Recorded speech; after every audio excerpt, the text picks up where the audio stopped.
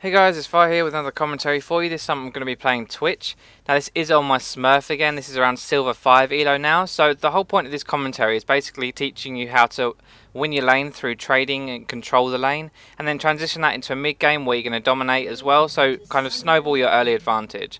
Now I'm playing Twitch at the moment and I think he's one of the strongest ADs at the moment. He's probably a hidden OP I reckon in low elo because of his ability to trade in lane, but also his transition into late game with his ultimate is so good. So I think I actually flash at this point by accident, so that's a little bit awkward, but we'll just pretend that never happened. So I'm going to talk about the matchup very quickly. I actually picked Twitch, there we go, I picked Twitch into Vayne. Now the reason I picked it into Vayne is because I think he's really good at trading early, and that's kind of the counter to Vayne. I can put myself at such an advantage early, probably about a 50 CS lead by the time I get out of lane, and possibly even kill her a couple of times as well, that I'll be just as strong as her late game. So I'm going to be able to snowball my advantage mid game, hopefully win a lot of team fights while she's still weak, and that way I'm going to be able to win the game.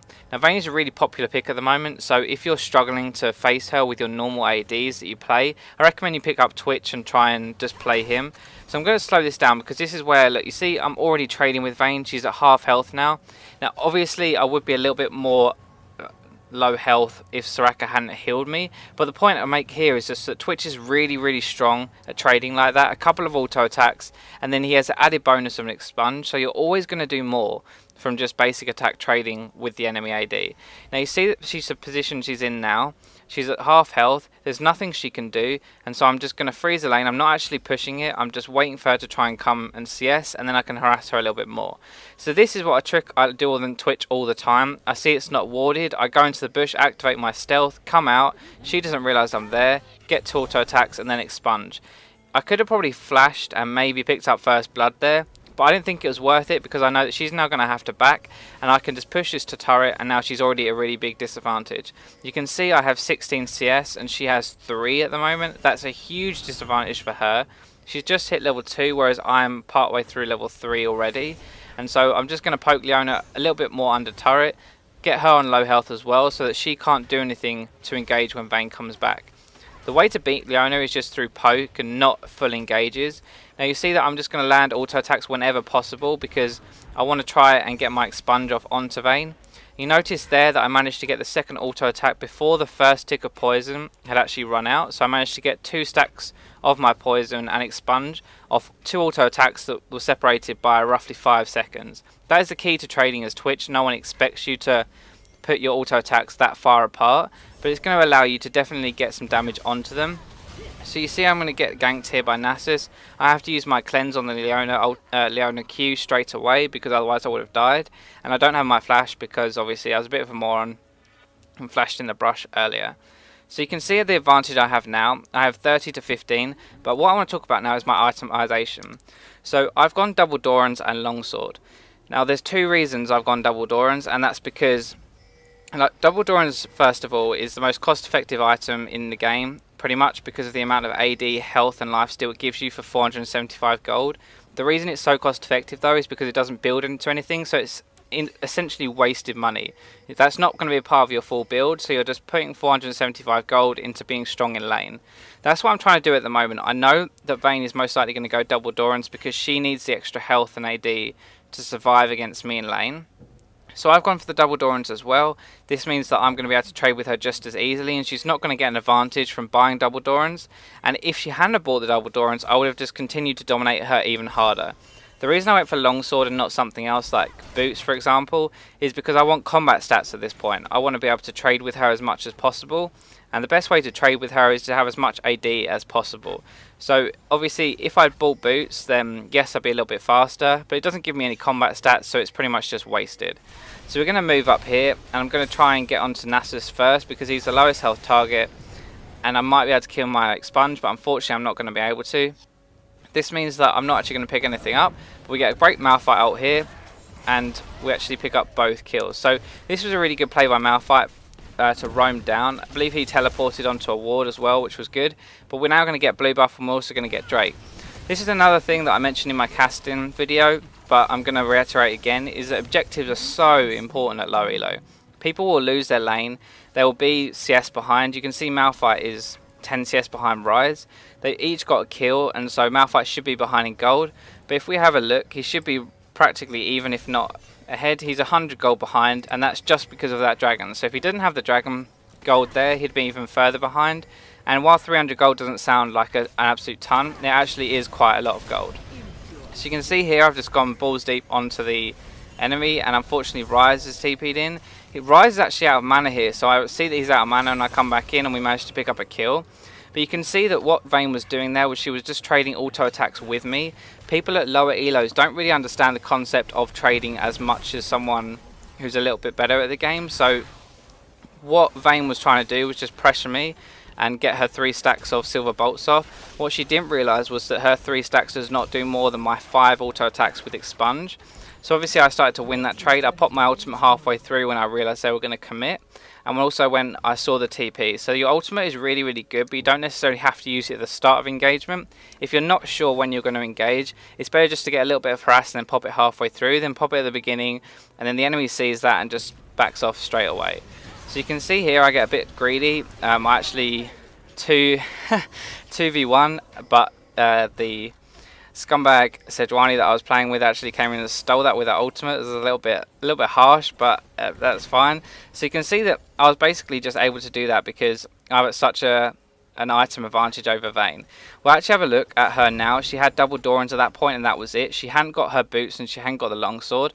I'd gone back, bought tier 2 boots and also the cutlass, so I had a massive item advantage over her just because she hadn't bothered to go back and buy. That meant that I could literally just walk up to them, 2v1 them, because Vayne had no damage. It's really important that you actually look and you see what items people have all the time. If you can keep a track of items, then you're more likely to be able to trade effectively and work out when and when you shouldn't trade.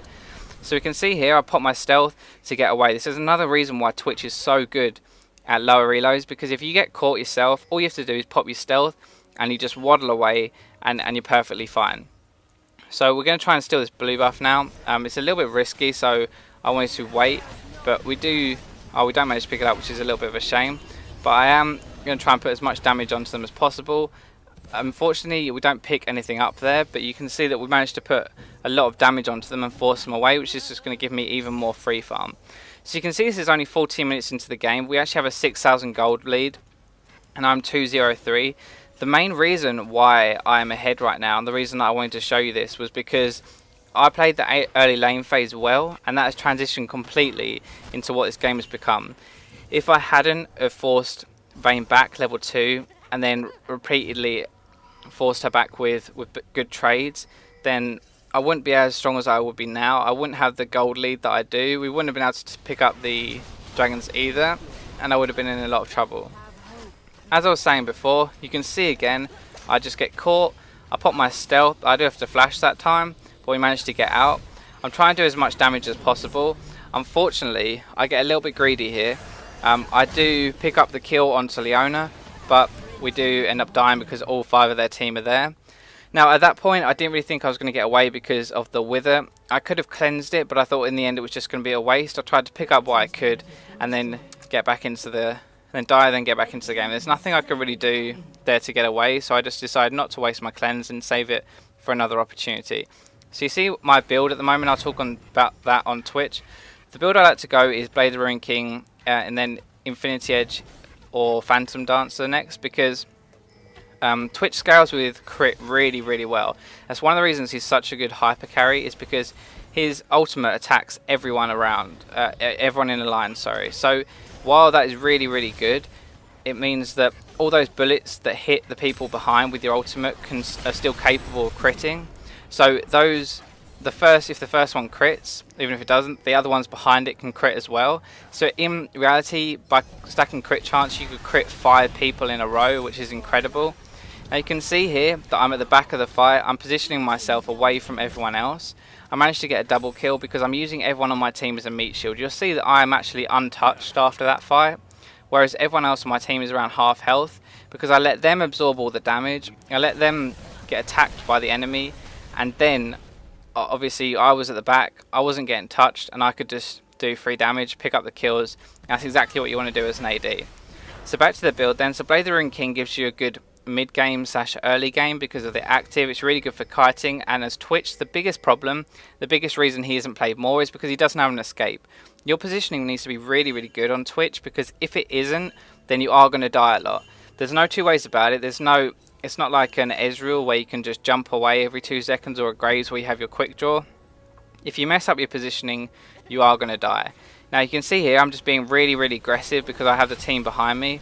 So we get great Sejuani ultimate up.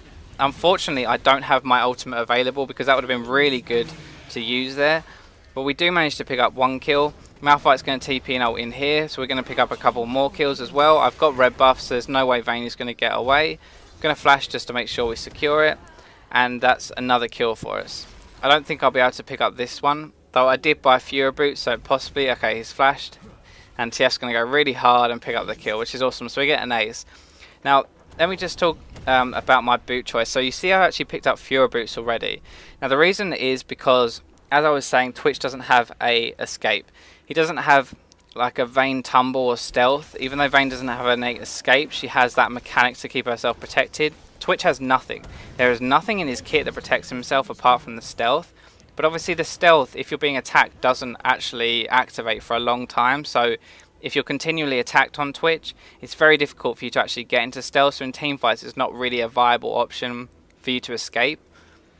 So because of this, I bought Fury Boots. Between Fiora and Blade the Ruined King, there was no way anyone on their team can be able to stick to me and actually kill me, because I'm just going to kite them around. I'll probably have a red buff the whole time because we can control their red as well as my red. And I'm just going to be able to kite around, protect myself, and it puts less pressure on my team to protect me. This is a big thing that I always get questions on. Like, I get 1 or 2 questions a day on this particular topic, is how do I survive team fights when my team don't peel for me? Some of the questions I get are more just rage about how the team won't protect you.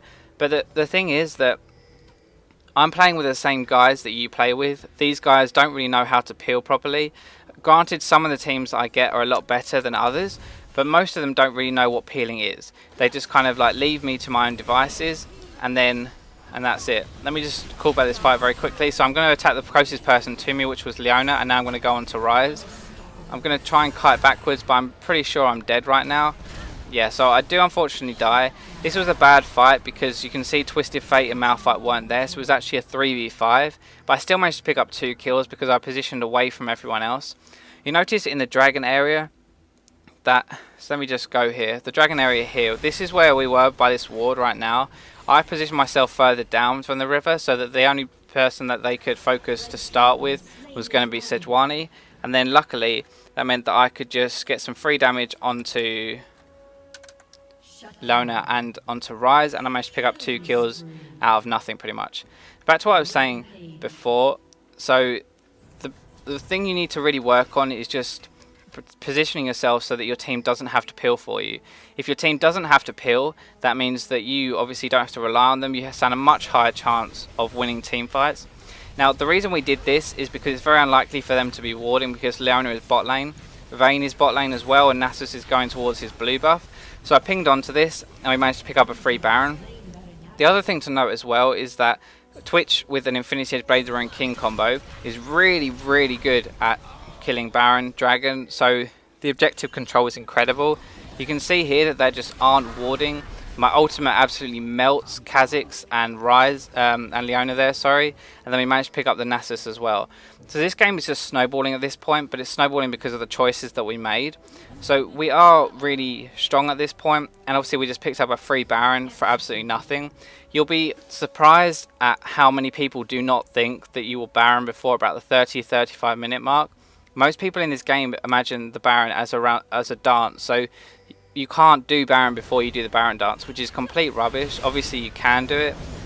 This, I got really, really lucky. Soraka used her summoner heal and also a normal heal and kept me alive. So I'm playing really ballsy at the moment. I'm kind of getting away with it because Soraka is just great at keeping people alive. But the enemy team aren't really doing a lot to stop us here. So we're just going to keep pushing towers. But you notice the biggest thing that is creating this 13,000 gold lead is the fact that we have 4 towers. We've taken every dragon, we've taken Baron, and we're also just incredibly strong at the moment. So you can see I get caught here. I kite backwards to allow myself, or allow Soraka to heal me, and as soon as I've kited backwards, I then turn around and start to kill them. So yes, I am fed at this point. I didn't do anything particularly amazing right there, but the point was to make that obviously you need to turn around and actually attack them for your like feed to mean anything, because a lot of people, if they think, oh, it's 1v3 or whatever, we're gonna die, and they just try and run away, whereas a lot of times they can just turn around and actually kill people. This was a bit of a stompy game, so I tried to make the commentary a bit shorter than I normally do. So this is about 15 minutes, where a normal commentary is about half an hour. So please let me know if you like this format or not. The main things to take away from this game would actually be just how to trade early and snowball that into a mid game. You can see that I pretty much just won the first 10 minutes of the lane by that first initial trade and forcing Vayne out of lane. So if you can learn to control yourself and control the lane like that, then you have a really good chance of winning solo queue. So on a side note as well, I am going to start streaming more as well. So if you want to go and follow my Twitch down below, as always, like and subscribe this video if you enjoyed it. Go like my Facebook, follow me on Nook, and I will catch you next time.